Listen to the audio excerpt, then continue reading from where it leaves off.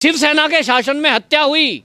शिवसेना हिंदुत्व वाली पार्टी थी, उसको चाहिए था कि इमीडिएट उन पुलिस वालों को सस्पेंड करती जिनकी मौजूदगी में लिंचिंग हुई और उसकी सीबीआई जांच कराती जिसकी जूना अखाड़ा ने मांग की थी। संतों का आंदोलन होने वाला है और अब आम जनता के अंदर भी आक्रोश है कि ये सरकार संतों की हत्या पर मौन है। ये सरकार जाएगी और इसको घेरने वाले कौन होंगे? जनता। जन आक्रोश रैली इसीलिए भाजपा ने शुरू की है। अब ये आंदोलन रुकने वाला नहीं है, ये सरकार को लेके ही जाएगा। जवाबदेही मुख्यमंत्री की तय होगी कि आप बताइए किसको बचाना चाह रहे हो, सीबीआई की जांच क्यों नहीं हाँ कर रहे हो। ये जन आक्रोश रैली क्यों हुई, इसके बारे में जब राम कदम से पूछा, नारायण राणे से पूछा कि भाई आज आप रैली ये कैसे कर रहे हो इतने दिन बाद, उन्होंने कहा कि हम देख रहे थे कि ये सरकार क्या करती है। तो आज उन्होंने जन आक्रोश रैली की। उन्होंने कहा इसलिए क्योंकि अब हमें लगता है मंदिर खुल गए, साधु इंतजार कर रहे थे और हम केवल वहां जाकर साधुओं की आत्मा की शांति के लिए दीप जलाकर उनको शांति प्रदान करना चाहते थे, उनके लिए 2 मिनट का मौन रखने के लिए जा रहे थे। इससे केवल एक इशारा उन्होंने दिया है कि अब भाजपा बड़े आंदोलन के मूड में महाराष्ट्र में है। नमस्कार, स्वागत है आपका हमारे चैनल पे। हम बात करते हैं मुंबई के पालघर की, जहां साधुओं की निर्मम हत्या हो गई थी और उस निर्मम हत्या को हुए आज 212 दिन हो गए। 212 दिन होने के बाद भी अभी तक उनको न्याय नहीं मिला और वो तथाकथित हत्या जो है वहाँ पर नक्सल से जो जुड़े हुए ये लोग हैं, नक्सलवादियों ने की थी और वो धर्मांतरण का मुख्य मुद्दा था। किस तरह से जो है उनको पीट पीट के मारा गया। और आज जो जन आक्रोश यात्रा जो भारतीय जनता पार्टी के बड़े नेता हैं राम कदम जी, वो जन आक्रोश यात्रा जब निकाल रहे हैं, वो कहते हैं कि मैं भी जो है मैं पालघर जाऊंगा और न्याय पीड़ित परिवार उनको न्याय दिलाने के लिए मैं जन आक्रोश यात्रा शुरू कर रहा हूँ और मैं भी स्वयं वहाँ जा करके मैं धरना दूंगा और वहाँ पर प्रदर्शन करूँगा। हमारे साथ जुड़ रहे हैं राजनीतिक विश्लेषक श्री पवन त्यागी जी। सर, आपका बहुत बहुत स्वागत है। 212 दिन हो गए सर आज उसके, और राम कदम जी अब जन आक्रोश यात्रा निकाल रहे हैं। तो नारायण राणे ने भी बहुत बड़ा बयान दिया है। अब भारतीय जनता पार्टी अब उसमें सक्रिय हो गई है कि क्योंकि साधुओं को जो है कोई न्याय नहीं मिल पाया, उनके फॉलोअर्स हैं, उनके परिवार वाले हैं, उनके जो है सगे संबंधी हैं, उनको चाहने वाले हैं, अब उनमें भी आक्रोश हो रहा है। आप किस तरह से लेते हैं? आप महाराष्ट्र सरकार का किस तरह से होगा, जहाँ के घोटाले तमाम प्रकार की विसंगतियाँ हैं, तो किस तरह का हश्र होगा अब महाराष्ट्र सरकार का? देखिए, अब से पहले ये माना जाता था कि देश में 2 हिंदूवादी पार्टी हैं, जो कभी भी संतों पर कोई अत्याचार होगा, मंदिर पर कोई अत्याचार होगा, मंदिर मुद्दे पर यदि, तो हिंदुत्व पर, हिंदुओं पर अत्याचार होगा, तो 2 ऐसी पार्टी थी, एक शिवसेना एक भाजपा, कि ये केवल उन मुद्दों पर बोलेंगी, बाकी तो कोई बोलता ही नहीं है। लेकिन आज देश की स्थिति क्या है कि वो जो शिवसेना है, जो हिंदुत्ववादी पार्टी मानी जाती थी, आज उसी की सत्ता में महाराष्ट्र के अंदर साधुओं की पीट पीट कर हत्या कर दी जाती है पुलिस की मौजूदगी में। और उसके बारे में आज तक वहाँ के जो गृह मंत्री हैं, उन्होंने कितनी जल्दी दिखाई, 101 लोगों की लिस्ट जारी करी।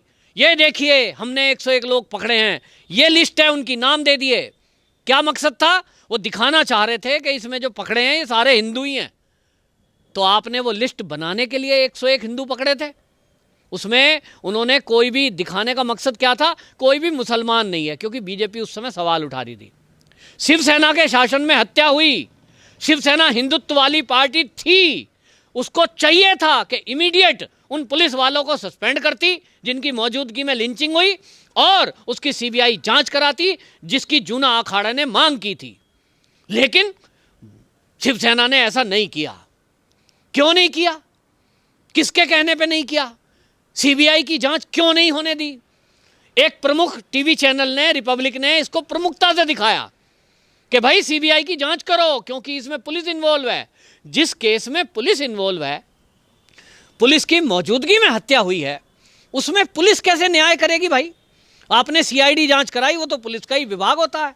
सीआईडी कैसे जांच कर देगा उसमें निष्पक्ष? कैसे किसी पुलिस वालों का दोष बता देगा वो कि किसके इशारे पर आप चुपचाप यूं हाथ बांधे खड़े रहे थे? जबकि एनसीपी का बड़ा नेता, उसमें जिले स्तर का पंचायत सदस्य, वो उसमें मौजूद था। 2 कम्युनिस्ट पार्टी के नेता 2-3 मौजूद थे। तो अब सवाल ये उठता है कि वो जो वहाँ के गृह मंत्री लिस्ट जारी कर रहे थे 101 लोगों की, जिसमें सभी हिंदुओं के नाम डाले गए थे, वो तो छूट गए। कोर्ट ने कह दिया इनके खिलाफ कोई सबूत नहीं है, चार्जशीट आप दाखिल नहीं कर पाए, तो छूट गए। इसका मतलब फिर मारा किसने संतों को? तो एक सवाल उठता है कि क्या एनसीपी के नेता के इशारे पर वो साधुओं की हत्या हुई? क्या कम्युनिस्टों के इशारे पर वो हत्या हुई? जिसकी पूरी संभावना है, जिसके एविडेंस हैं, और इसलिए भाजपा ने इसको सवाल उठाया था। आज ये जन आक्रोश रैली क्यों हुई, इसके बारे में जब राम कदम से पूछा, नारायण राणे से पूछा कि भाई आज आप रैली ये कैसे कर रहे हो इतने दिन बाद, उन्होंने कहा कि हम देख रहे थे कि ये सरकार क्या करती है। लेकिन आज जब 212 दिन हो चुके और इन्होंने कोई कार्रवाई नहीं की और केस क्लोज कर दिया, ये फालतू के ड्रामे कर रहे हैं। तो इसलिए कोविड का टाइम चल रहा था, हमको भी लगा कि कोरोना के टाइम में जब मंदिर बंद हैं महाराष्ट्र के अंदर, जब लोगों की मूवमेंट बंद है, तो ऐसे में यदि हम लोगों को इकट्ठा करते हैं, कोई रैली करने की बात करते हैं, कोई मूवमेंट करते हैं, तो हमारे ही ऊपर आरोप लोग लगाएंगे कि साहब कोरोना इनकी वजह से फैला। और इसलिए हम प्रतीक्षा कर रहे थे। जब मंदिर खुल गए तब संत समाज क्योंकि आक्रोशित है। जूना अखाड़ा हमारे देश का एक बड़ा एक अखाड़ा है संतों का, वो आक्रोशित है उसी दिन से। वो कब से इंतजार में है कि जैसे ही ये कोविड का टाइम खत्म हो, पूरे के पूरे संत समाज देश के पालघर को मूव करने की बात कह चुके हैं कि हम पालघर में घेराव करेंगे, और तब तक नहीं उठेंगे जब तक सीबीआई की जांच को ये सरकार मान नहीं जाती। सीबीआई जांच क्यों? सीबीआई जांच इसलिए क्योंकि उसमें सरकार के निकट के लोग, एनसीपी आप समझ रहे हैं, उसके समर्थन से तो सरकार चल रही है। और जो कम्युनिस्ट हैं वो भी आज, उनकी भी दखल है कि सरकार में।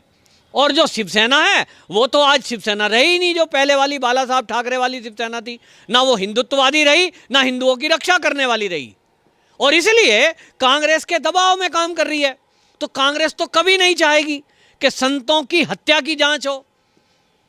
हाँ, कोई अगर हिंदू संत यदि कोई एक बयान भी दे दे, चींटी भी मर जाए, तो कांग्रेस जरूर आंदोलन करती, क्योंकि भाई इसमें साधु दोषी है, इसको जेल में डालो। कई साधु जेल में डाले हैं कांग्रेस ने अपने टाइम में, है ना। बड़े बड़े संत जेल में डाल दिए हैं, जरा सी कोई बात देखी जेल में बंद। कल्चर है ये उसका। वही काम अब शिवसेना कर रही है। तो नारायण राणे जो बोल रहे हैं, प्रमुख लीडर हैं वहाँ के, उन्होंने आप देखिए सुशांत सिंह राजपूत के मौत पर भी कैसे खुलासे किए थे, और उन्होंने कहा कि जब ये जांच सीबीआई से होगी, इसके एक दिन खुलासा होगा, तो इसमें पता लगेगा एनसीपी के, शिवसेना के नेता शामिल हैं। तो आज उन्होंने जन आक्रोश रैली की। उन्होंने कहा इसलिए क्योंकि अब हमें लगता है मंदिर खुल गए, साधु इंतजार कर रहे थे, और हम केवल वहां जाकर साधुओं की आत्मा की शांति के लिए दीप जलाकर उनको शांति प्रदान करना चाहते थे। उनके लिए 2 मिनट का मौन रखने के लिए जा रहे थे। इससे केवल एक इशारा उन्होंने दिया है कि अब भाजपा बड़े आंदोलन के मूड में महाराष्ट्र में है। तो अब आपको मैं आज बता रहा हूं, मैं ज्योतिषी नहीं हूं, लेकिन मैं राजनीतिक विश्लेषक जरूर हूं, क्योंकि मेरे पास महाराष्ट्र में मुंबई से बैठे हुए पत्रकार और वहां भाजपा के कुछ लीडर मेरे मित्र मंडली में हैं। वो लगातार संपर्क करते हैं, बातें होती हैं। वो कहते हैं कि अब संतों का आंदोलन होने वाला है, और अब आम जनता के अंदर भी आक्रोश है कि ये सरकार संतों की हत्या पर मौन है, सुशांत की हत्या पर मौन है, दिशा सालियान की हत्या पर मौन है। लेकिन हो सकता है, चलो वो एक एक्टर है, वो एक एक्टर की बॉलीवुड से जुड़ी हुई थी, लेकिन संत के प्रति श्रद्धा, और वो भी आप देखिए साधारण संत नहीं। संत तो संत होता है, कोई साधारण असाधारण नहीं, सब असाधारण है जो कोई संत बन गया।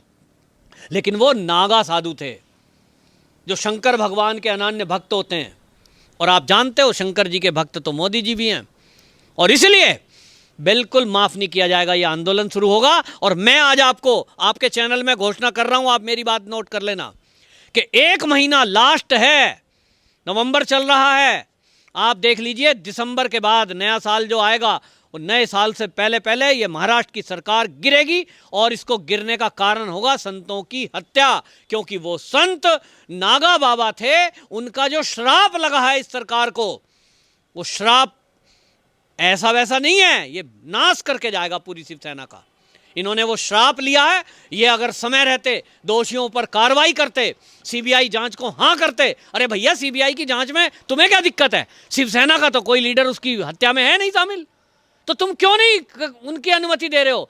नहीं दे रहे हैं क्योंकि इनको जो लगता है कि तुम्हारे को जो समर्थन दिए हुए वाली पार्टी हैं वो नाराज हो जाएंगी। एनसीपी का नेता अगर नाम आ गया तो वो जेल में चला गया तो तुम्हारा तो सरकार गई। तो पोस्ट पद ज्यादा दिखाई दे रहा है, मुख्यमंत्री की कुर्सी दिखाई दे रही है, और इसलिए कुर्सी तो जाएगी, संतों की आह लग के जाएगी, बद्दुआ लग के जाएगी।